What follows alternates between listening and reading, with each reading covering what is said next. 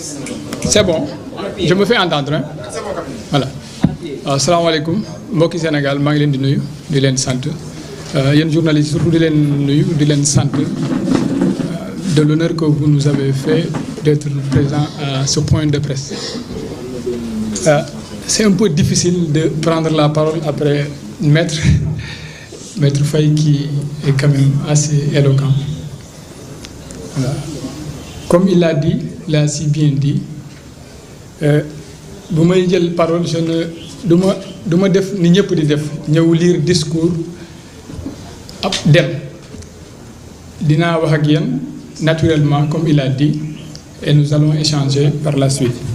waaw maa ngi leen di nuyu di leen sant waaw lu ñu tax a daje fii tey mooy présenter suñu mouvement national suñu kuréel bu bees bu tudd Union pour un Sénégal juste. Voilà, Union pour un Sénégal juste nag balaa ma siy ñëw je voudrais un peu ñëwaat ci sama parcours. En fait ça ne tourne pas autour de moi, ça tourne autour de Sénégalais yoo xam ne dañoo toog waxtaan tënk li tey. Mais comme je vous le dis, comme je suis la personne morale de l'organisation, il est toujours bon de revenir sur les choses et de les contextualiser. Mooy li may wax souvent rek xam nga ci wàllu citoyenneté parce que ça c'est un regroupement citoyen, il faut le préciser. Lu gën a important c'est que c'est le parcours de la personne morale. Am na koo xam ne peut-être dafa juddu fekk papam nekk homme politique walla qui est dans la société civile mu gis loolu mu topp ko parce que ku ne souvent lu papam walla famille am di def c'est ce qu'il fait. Mais man tey ni mon travail ni ma carrière ne me prédestinait peut-être aujourd'hui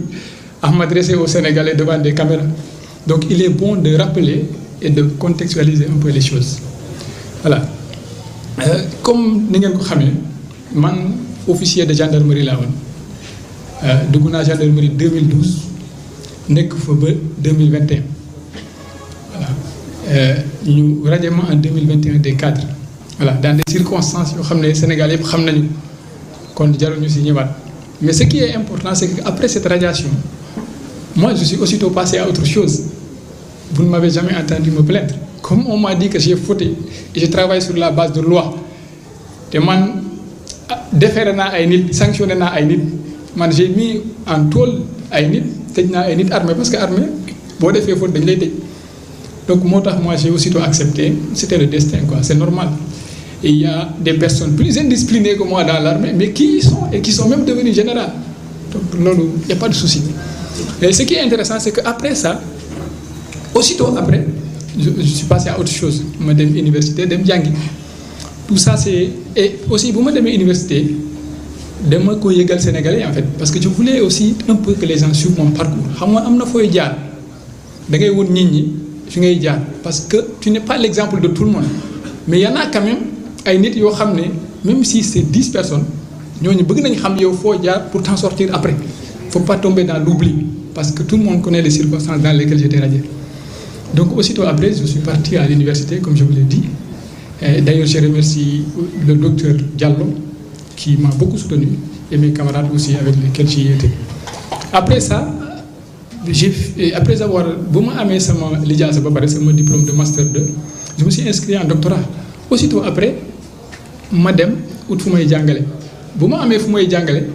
bizarrement à peine arrivé j'ai fait 3 jours en fait quand je l'ai mis une fois dans mon CV waa ji reetaan quoi mu ne ma jàngale 3 jours est-ce que jaroon def ci CV ma ne ko mais j'ai été recruté et j'ai commencé et balaa ñu lay recruter je pense qu'on examine ton dossier donc boo fa defee 24 heures ça fait partie de votre parcours. Après loolu voilà bu ñu ma tout le monde le sait en fait je veux pas revenir sur les détails pour ñu bañ a gudd.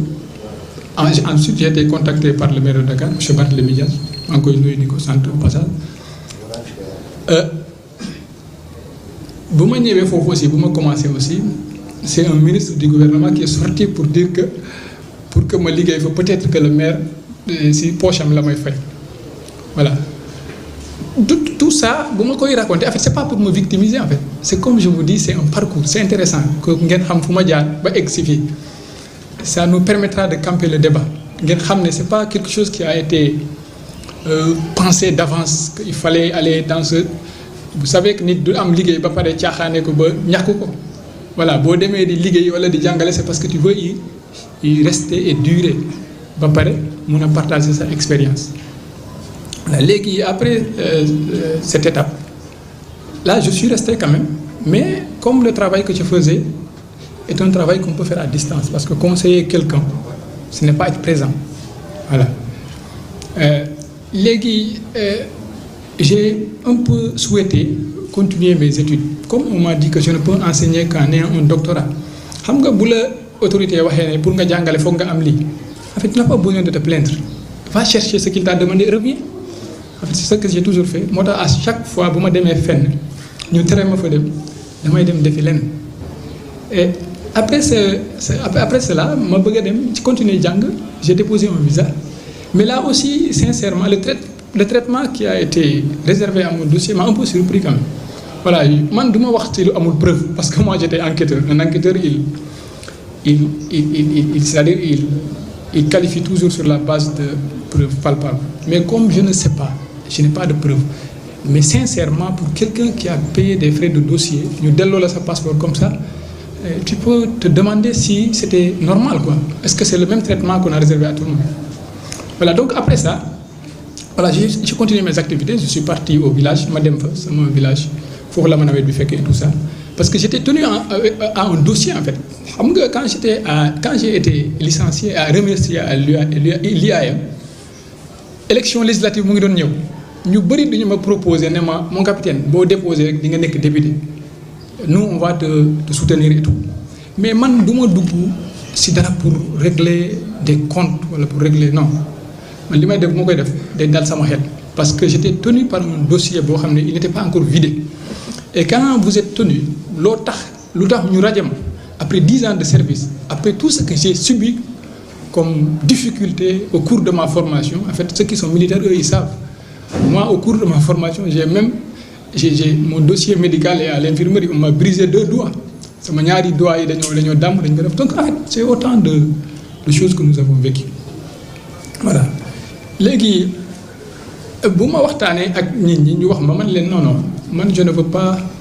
régler les choses comme ça de toute façon man bu ma démonter Assemblée nationale je ne règle pas le problème des Sénégalais parce que suñu niveau de démocratie eggul foo xam ne un député peut imposer de soi c'est vrai qu'il y a de très bons députés là-bas am na vraiment ñu si def liggéey bu am solo ay Guy Marius Sagna ay Pape Djibril Fall vraiment dama leen di seetaan te dama leen naw c'est des gens que je respecte beaucoup parce que les choses évoluent quand même waaw boobu on est passé à autre chose man leen non du ma engagé aussi loo xam ne vraiment juste pour avoir un poste nañu bàyyi